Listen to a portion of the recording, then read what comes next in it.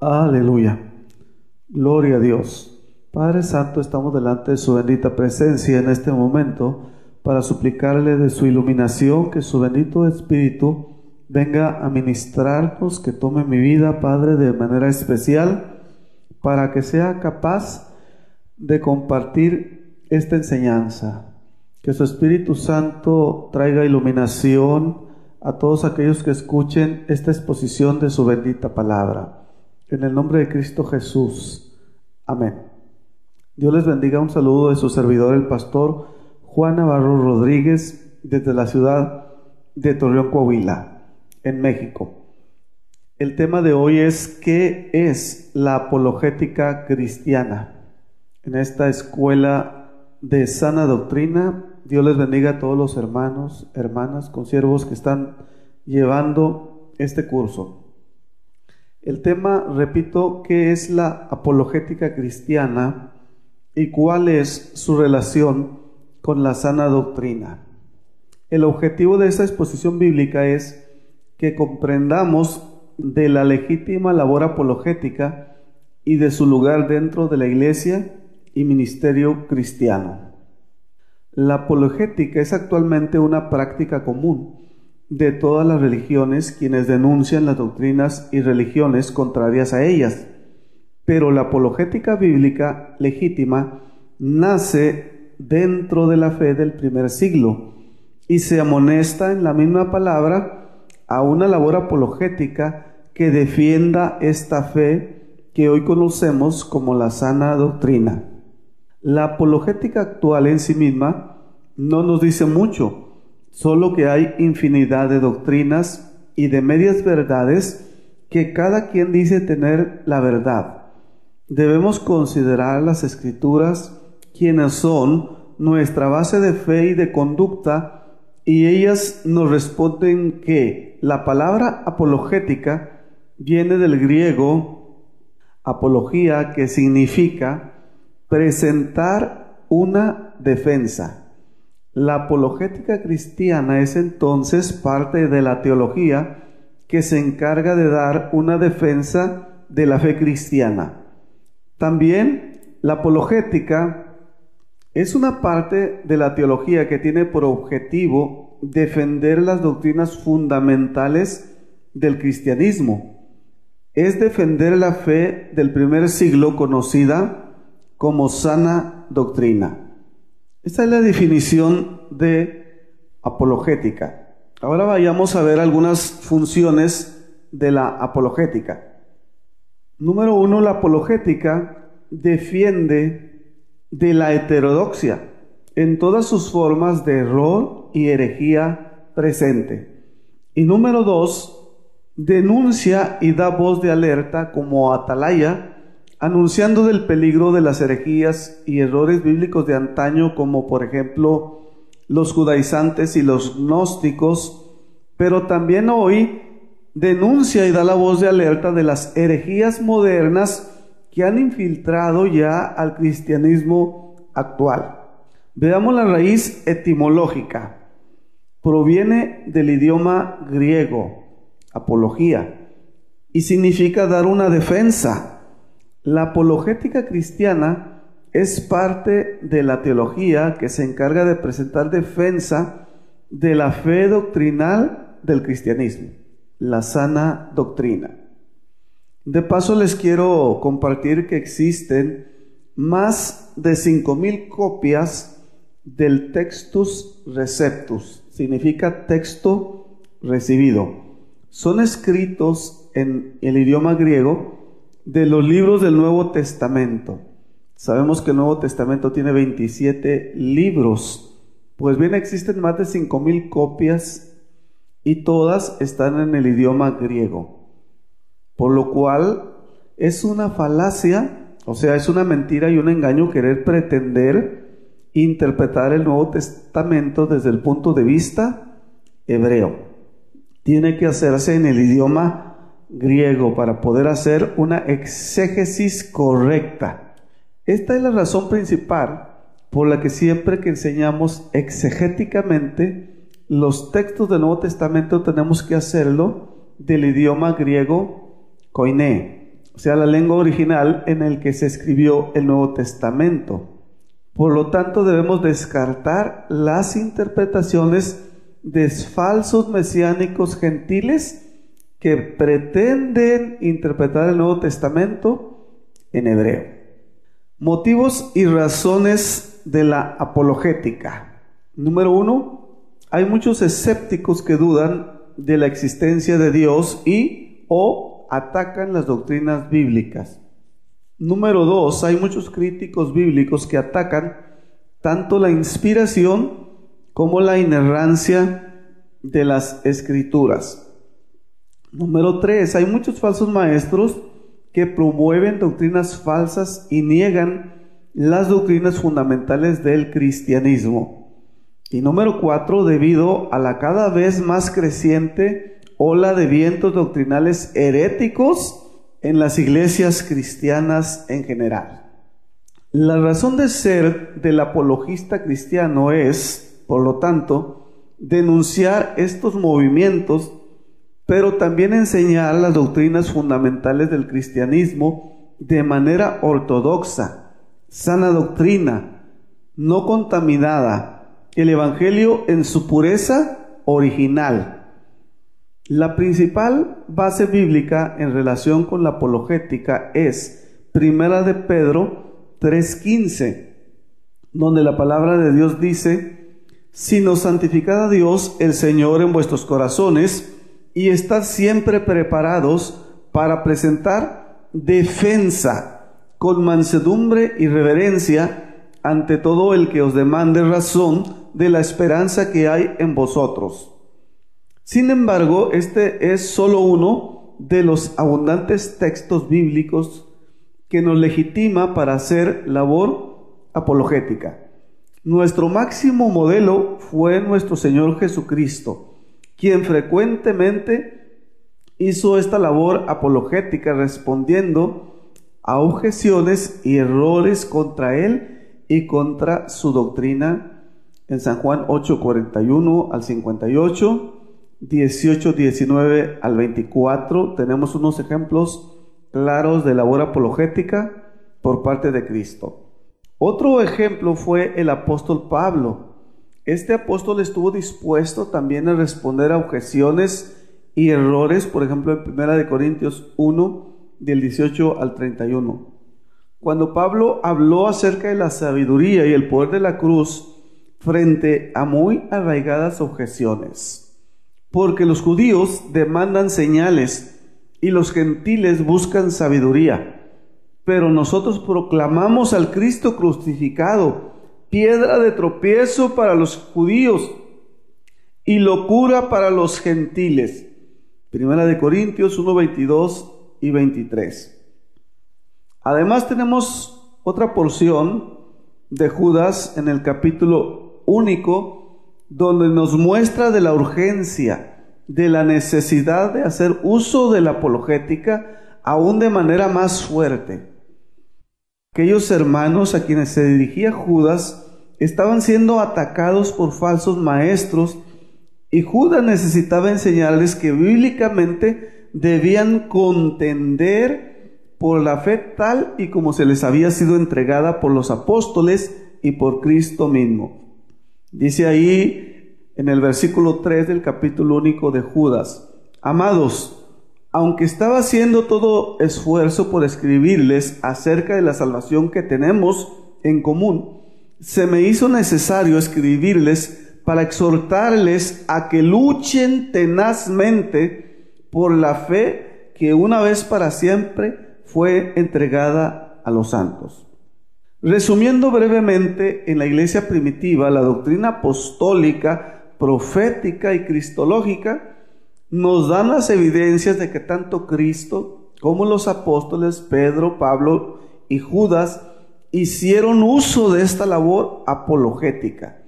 Además nos enseñan que es algo inevitable e inexcusable para la iglesia de Cristo y para el ministerio actual. Debemos, como parte de nuestro ministerio y vida cristiana, defender y, si es necesario, contender por la fe una vez dada a los santos.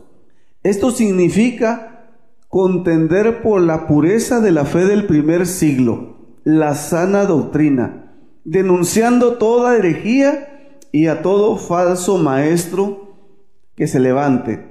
Entonces, hagamos otra exégesis de la palabra que encontramos aquí en este texto de Judas. La palabra contender es una palabra que en el original griego epagonizomai y significa luchar, hacer frente a la oposición. Es comparado a la intensidad de un soldado que está en un combate cuerpo a cuerpo en una lucha feroz. Como cuando nosotros hemos visto en escenas de una batalla entre soldados de dos ejércitos rivales, o como cuando vemos un combate deportivo sangriento y feroz. Muchos cristianos actualmente dicen, es horrible, no me gusta ver eso.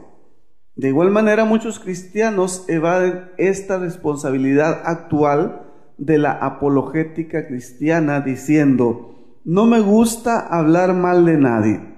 Pero hay otros cristianos que son abogados del diablo cuando ponen comentarios diciendo, ¿quiénes son ustedes que juzgan? Solo Dios puede juzgar.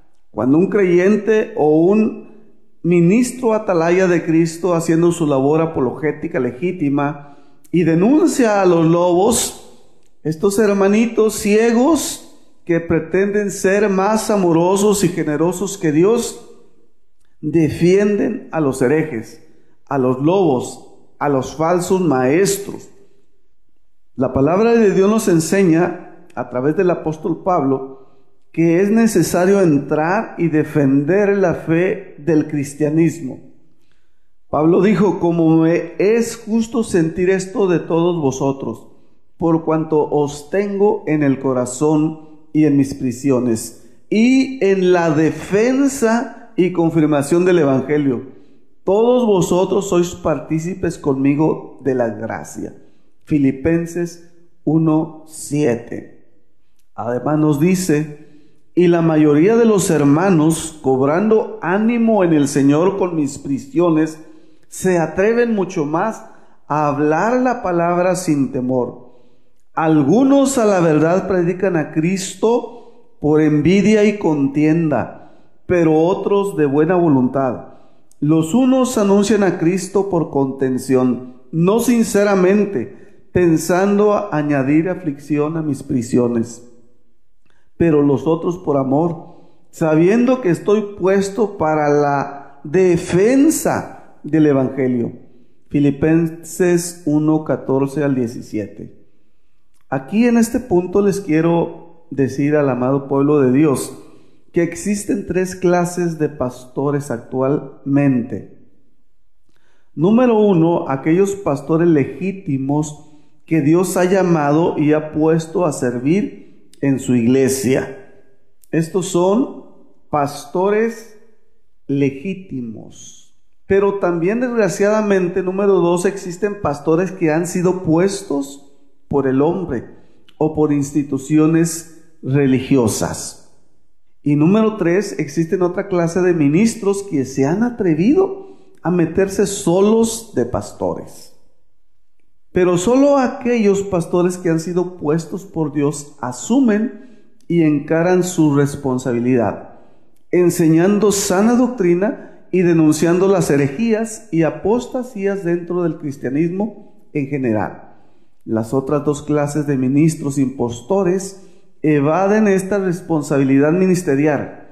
Como falsos maestros que son, hablan lo que la gente quiere escuchar y andan tras sus malvados deseos. No obstante, existe un ministerio legítimo, actual, pastoral. Es de vital importancia que entendamos que en la siguiente base bíblica se amonesta a un pastor llamado Tito, y debemos entender que es una responsabilidad pastoral ineludible. Cada pastor debe, al igual que Tito, si somos pastores legítimos de sana doctrina, si somos la iglesia de Cristo, debemos ser como Tito.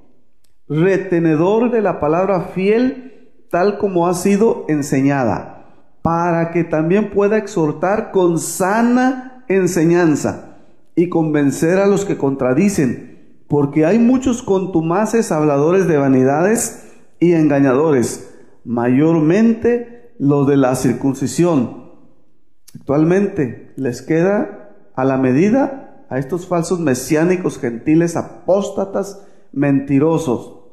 Aquí directamente la palabra de Dios menciona sana enseñanza. Los judaizantes eran quienes estaban haciendo daño a la iglesia del primer siglo y debían ser bíblicamente refutados, encarados, denunciados. Hoy no debemos hacer menos al respecto de los falsos grupos heréticos que dañan la doctrina y la fe de los santos. Debemos denunciarlos, encararlos. Hay muchos otros textos bíblicos que nos enseñan que debemos saber que en la historia de la iglesia la apologética siempre estuvo presente. A los discípulos de los apóstoles, quienes hoy se les conoce como apologistas cristianos o padres de la iglesia, ellos vivieron entre el segundo y tercer siglo de la era cristiana y defendieron la fe del cristianismo de las múltiples herejías de su tiempo. Todavía hasta nuestros días existen escritos conocidos como apologías. Son escritos en donde se presentó defensa de la fe y se atacó la herejía de su época. Apologías, es decir, son declaraciones en defensa de la fe. Aparecieron ya desde la edad temprana de la iglesia.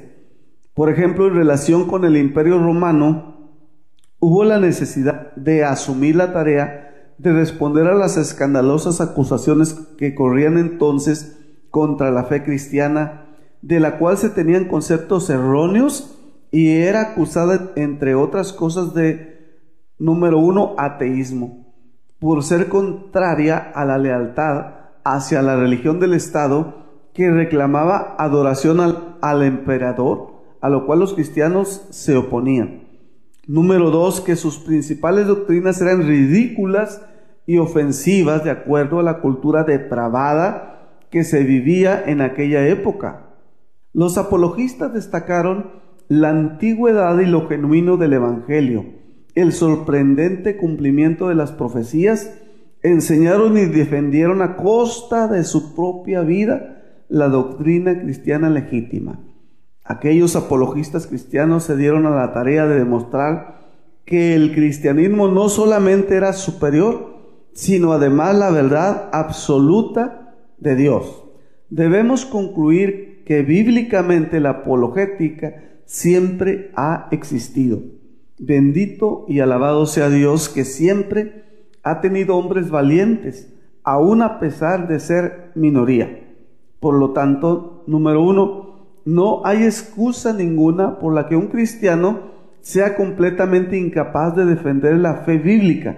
Todo cristiano, y mayormente los pastores, debemos estar capacitados para hacer una defensa de la fe, de las doctrinas fundamentales del cristianismo, que están siendo atacadas hoy como nunca en la historia de la iglesia cristiana. Número 2, es cierto que no todo cristiano necesita ser un experto en apologética para defender la fe. Sin embargo, debe saber lo que cree, por qué lo cree y cómo compartirlo con otros. Pero sobre todo debe saber cómo defender las doctrinas fundamentales del cristianismo ante tanta herejía, error o apostasía evidente. Debemos conocer la sana doctrina, la fe del primer siglo. Veamos algunas objeciones a la apologética. Estas son algunas objeciones comunes de parte de cristianos y pastores, quienes no quieren defender la fe doctrinal por no entrar en conflictos o controversias con nadie, como si tuviéramos opción de elegir. Ellos dicen que la Biblia o la palabra de Dios no necesita ser defendida. Dicen que, número 1, la Biblia no necesita ser defendida. ya que habla por sí misma. Dicen que se defiende sola. Número 2, que la Biblia es como un león, no necesita ser defendida, sino ser liberada. Un león puede defenderse por sí mismo. Por un lado, esto trae la pregunta de si la Biblia es la palabra de Dios para ellos. Pero por supuesto, claro que la palabra de Dios es verdad y habla por sí mismo. Pero, ¿cómo sabemos que la Biblia, opuesta al Corán y al libro de Mormón, es la palabra de Dios? Debemos apelar a las evidencias para determinarlo. Ningún cristiano aceptaría que el Corán es vivo y eficaz y más cortante que toda espada de dos filos. Exigiríamos las evidencias. Por otro lado, la analogía de león es engañosa. Un rugido de león habla por sí mismo, porque sabemos de una evidencia anterior lo que el león puede hacer. Sin las historias basadas en la investigación acerca de la ferocidad de un león, su rugido no tendría autoridad.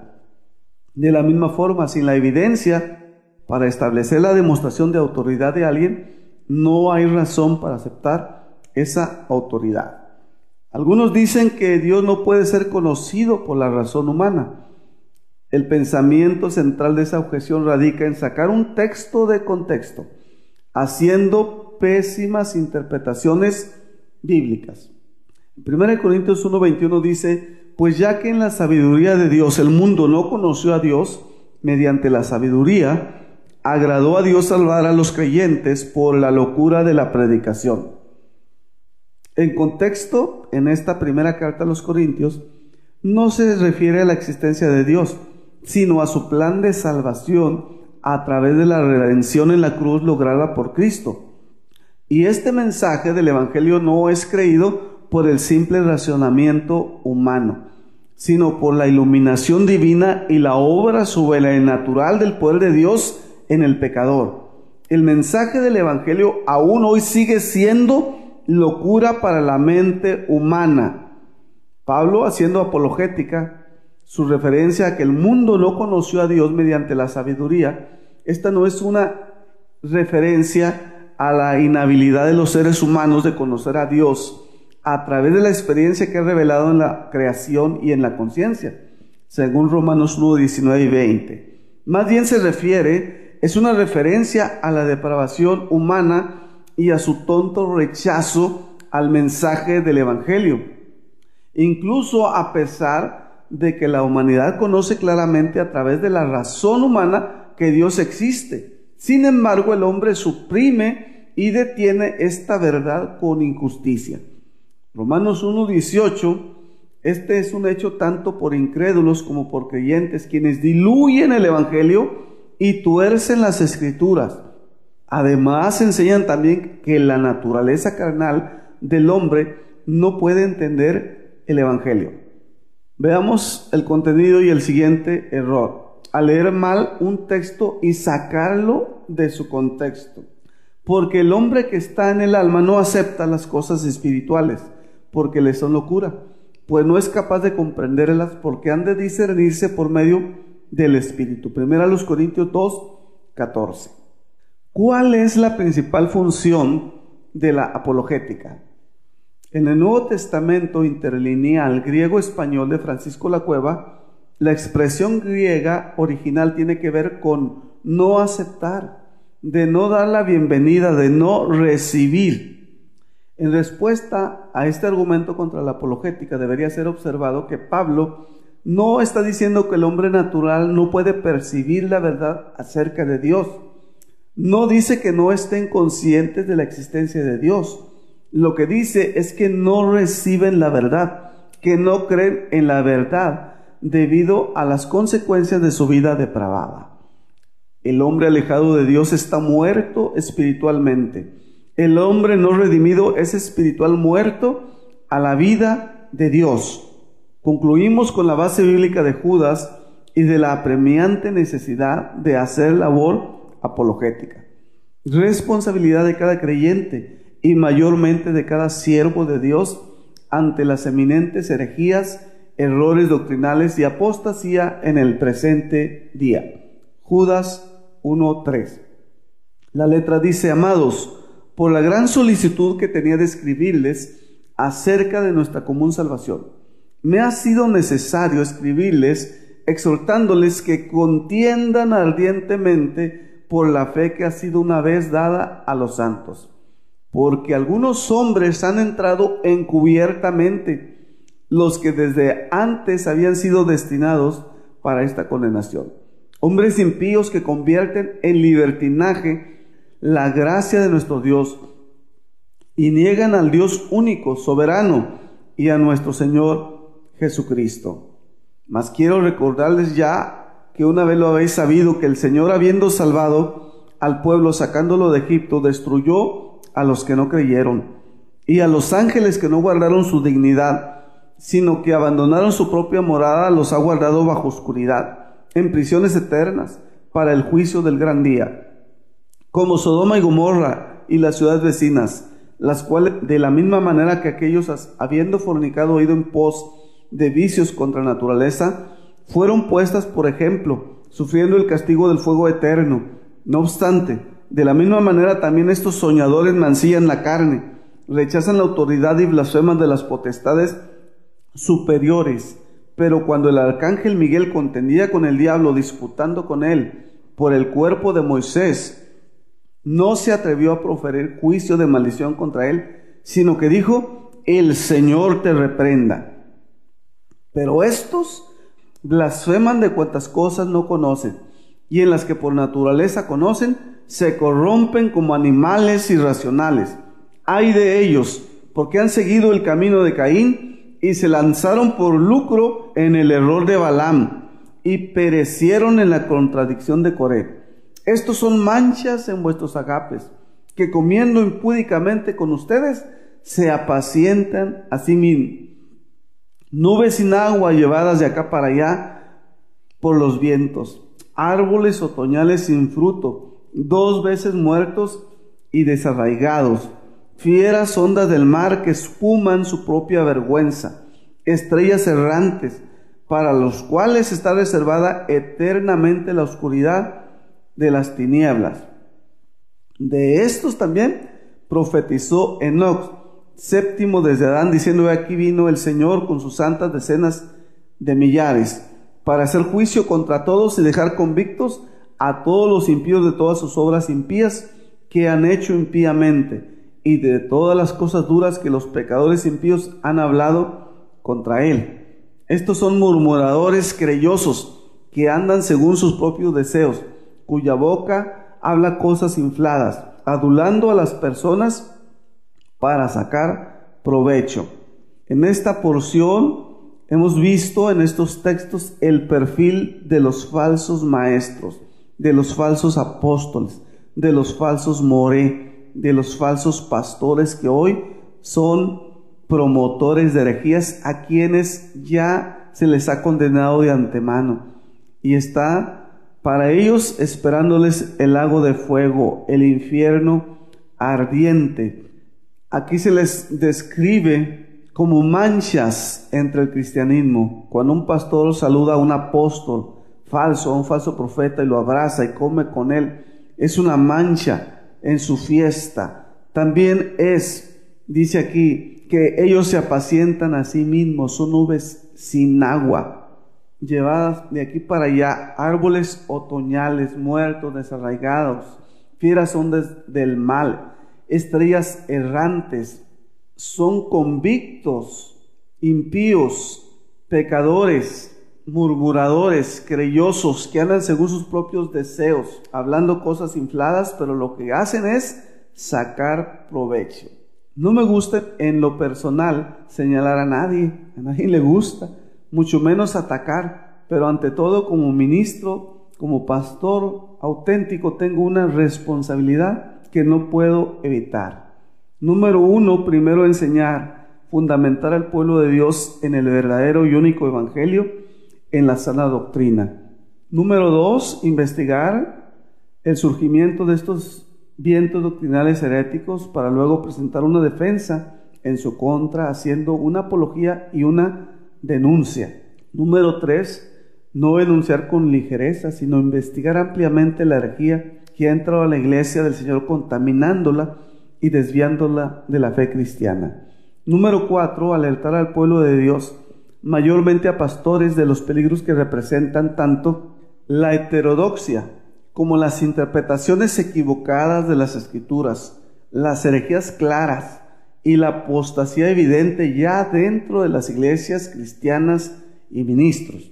Número 5, la apologética que Dios nos demanda no debe ser ni parcial ni comprometidos con el hombre. Es decir, defender una postura doctrinal del hombre mismo, del pastor mismo, sino la doctrina revelada en las Escrituras, la doctrina del primer siglo, la sana doctrina. Número 6, últimamente por las redes sociales están surgiendo muchos supuestos atalayas que pretenden hacer una labor apologética y denuncia, pero la mayoría lo hacen con parcialidad y defendiendo sus propios becerros de oro, sus propios líderes religiosos, sus propios pastores, amigos y compadres. El único atalaya de Cristo legítimo que ha conocido su servidor ya desde hace muchos años es Rafael Hernández, mejor conocido como el atalaya de Cristo, y le ha costado perder muchas cosas por su labor apologética, desde amigos, familiares, trabajo, odio y descalificación por parte de hermanos y pastores espurios que lo calumnian y atacan utilizando las páginas web, blogs y demás redes sociales. Conmino a cada hermano en la fe y a cada pastor que asume esta tarea de atalaya de Cristo, que sea veraz, que sea imparcial, y aunque le duela, debe denunciar a todo viento herético, a todo ministro, aunque sea su pastor, su amigo del alma o su compadre. De lo contrario, tu trabajo será basura ante los ojos de un Dios 3 veces santo. Demostremos que somos auténticos pastores, auténticas iglesias, auténticos atalayas de Cristo, comprometiéndonos no con nuestras verdades, sino con la única verdad bíblica, la palabra escrita. Apártense de esos falsos y mentirosos atalayas espurios. Conclusiones y advertencias finales. Número 1, es ineludible nuestra responsabilidad de enseñar principalmente la sana doctrina al pueblo de Dios. Número 2, es ineludible nuestra responsabilidad de hacer labor apologética. Número 3, debemos denunciar la herejía y la apostasía por hombres y sin miedo de ninguna clase. Dios está con nosotros y nos fortalece. Número 4, debemos ser fieles hasta la muerte para alcanzar el premio del supremo llamamiento, entrar en el reino de nuestro Redentor. La teología bíblica, la historia de la iglesia temprana nos confirma que los auténticos hombres de Dios dieron su vida por defender la fe una vez dada a los santos, la sana doctrina. Dios les bendiga, hermanos. Hagamos apologética bíblica. Atentamente su servidor, Pastor Juan Navarro Rodríguez. Bendiciones.